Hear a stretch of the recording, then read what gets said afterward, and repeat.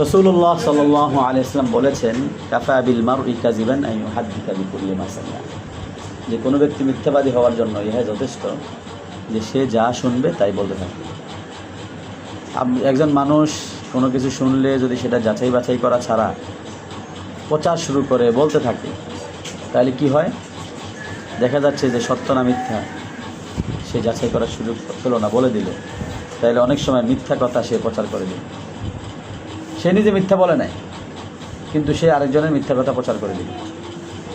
যেমন ইসলামের শুরু যুগে যখন সাহাবা একরাম আবিসিনিয়ায় হাবশায় হিজরত করলো, তো সেখানে সংবাদ পৌঁছে গেল মক্কার সমস্ত কাফেররা মুসলমান হয়ে গেছে। তারা বিশ্বাস করে মক্কা চলে আসছে, এসে দেখে না কিছুই হয়নি।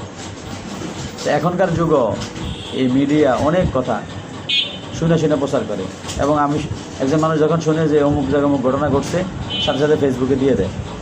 2 দিন পরে, 1 দিন পরে, 2 ঘন্টা পরে জানা যায় যে এই এমন ঘটনা ঘটে নাই, পরে আবার ডিলিট করে দেয়। অনেকে আবার ডিলিট করে না, তো একটা মিথ্যা কথা ছড়ায় যায়, সবাই বিশ্বাস করে বসে।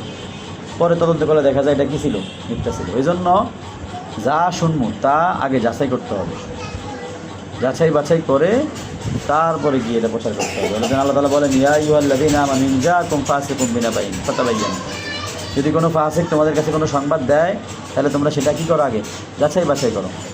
যাচাই বাছাই করা ছাড়াই কোনো সংবাদ কী করা যাবে না, প্রচার করা যাবে না। কারণ যদি আমি যাচাই বাছাই করে ছাড়া প্রচার করি, আমি মিথ্যা বললাম না ঠিক, কিন্তু আরেকটা মিথ্যাকে আমি বিশ্বাস করে ছড়াই দিলাম, ফলে লক্ষ কোটি মানুষ এই মিথ্যা কথার উপরে বিশ্বাস করে বসবে।